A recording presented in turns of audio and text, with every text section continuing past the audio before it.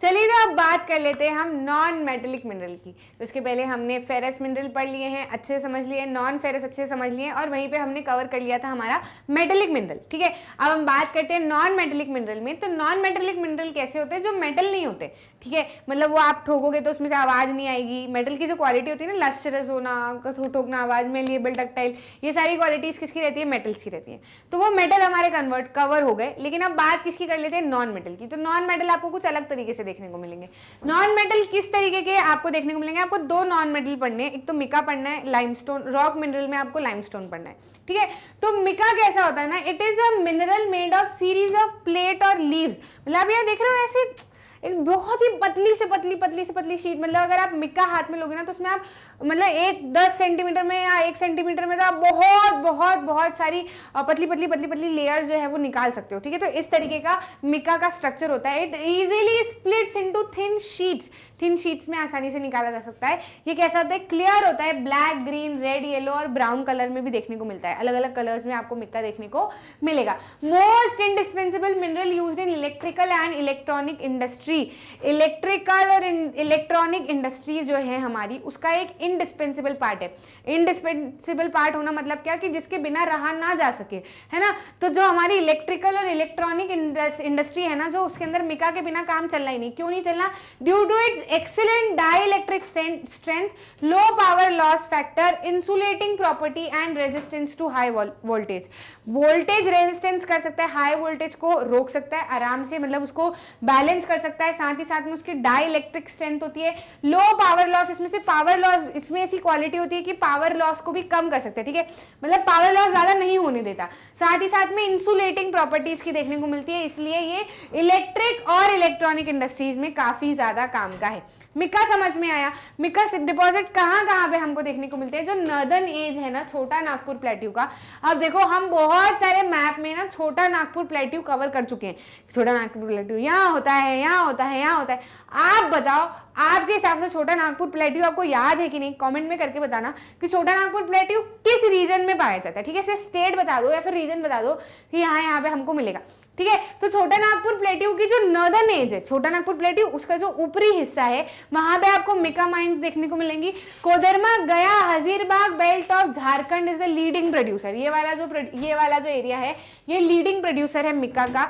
तो ये ऑप्शन मतलब 1 मार्क के क्वेश्चन तो अभी आपको है नहीं। खैर, अगर इन केस एमसीक्यू एग्जाम होती है तो फिर आपको काम आएगा। और इवन अगर नॉन मेटलिक मिनरल के बारे में लिखने को आ जाता है आपको पेपर में, वैसे तो नहीं आएगा, ये वाला चैप्टर आपको बोर्ड में आ नहीं रहा है, लेकिन आपका कहा जा सके तो पीरियोडिक टेस्ट है ना, तो पीरियोडिक टेस्ट में तो आपको काम आएगा ही सही ये चैप्टर। तो इसे छोटे छोटे पॉइंट्स निकाल के रखो, उसको यूज करते रहना। ठीक है, अपने आंसर्स में।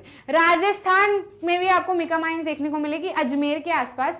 और आंध्र प्रदेश में जो नेलोर मिका बेल्ट है ना, वहां पे आपको मिका जो है वो देखने को मिलेगा। समझ में आया कि नहीं? ये हमारा क्या हो गया? मिका। अब आपको आपकी बुक में रॉक मिनरल्स भी दिए हुए हैं। तो रॉक मिनरल कैसे होते हैं? जो पथरीले होते हैं और मिनरल होते हैं। ठीक है, मतलब आप उनको ऐसा कैसे यूज कर सकते हो? जैसे आपने सुना है लाइमस्टोन को अगर हम हिंदी में बोले तो चूना पत्थर। चूना आपने देखा होगा यार, आपके घर के आसपास में मम्मियों के साथ में आपने सुना होगा है, दादी यूजुअली चूना वूना जो है वो प्रेफर किया करती थी। बहुत सारे लोग पहले के जमाने में इसी को घोल कर पेंट भी किया करते थे घर में, है ना। तो ये चूना होता है, काफी सस्ता होता है और काफी सीमेंट इंडस्ट्री में बहुत काम आता है ना। तो ये रॉक मिनरल है। कैसे मिलते हैं, क्या होते हैं, इसके बारे में हम बात कर लेते हैं। Limestone is found in association with rock composed of, कौन सी रॉक? रॉक जो कि किससे मिलके बनी है? कैल्शियम कार्बोनेट या फिर कैल्शियम से और मैग्नीशियम कार्बोनेट से मिलके बनी है। ये जो आपने लाइमस्टोन का कंपोजिशन केमिस्ट्री में भी पढ़ा होगा। ठीक है, तो इससे मिलकर जो रॉक मिलते जाती फिर वो रॉक बन जाती है ना। तो वो रॉक क्या कहलाती है? लाइमस्टोन कहलाती है। It is found in sedimentary rocks of most geological formation. जो जियोलॉजिकल फॉर्मेशन है जहां पे सेडिमेंट्री रॉक मिलती है वहां पे लाइमस्टोन आसानी से बनाया जाता है या बन जाता है। Limestone is the basic raw material for cement industry and essential for smelting iron in the blast furnace. अगर आयरन को स्मेल्ट करना है ना, वो ब्लास्ट फर्नेस होते हैं ना, बड़ी बड़ी सिगड़ियां होती है जिनके अंदर आयरन को पिघलाया जाता है ना, तो वहां पर भी जो लाइमस्टोन है उसका काफी ज्यादा काम हमको देखने को मिलता है। तो ये छोटे छोटे से पॉइंट्स है, आपको इन पॉइंट्स को समझ लेने हैं और इन पॉइंट्स को अपने आंसर के अंदर जरूर इंक्लूड करना है।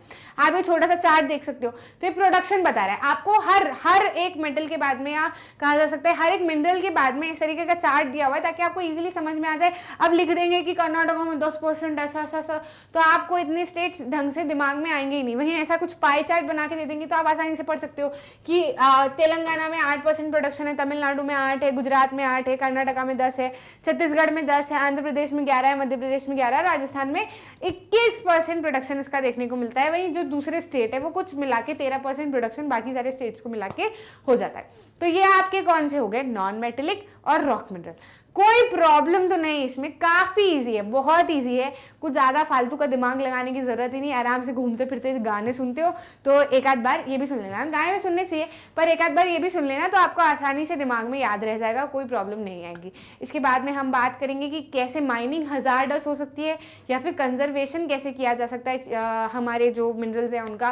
फिर उसके बाद में एनर्जी रिजर्व्स के बारे में हम बात करेंगे। ऐसे करके हम आपका पूरा चैप्टर जो है वो आसानी से समाप्त हो जाएगा। मिलेंगे हम लोग अगले लेक्चर में, चीज़ों को और अच्छे से समझेंगे। इसके बाद में हम और भी बहुत सारी चीज़ें कंजर्वेशन समझेंगे और एनर्जी मिनरल्स को भी हम कवर करने वाले हैं।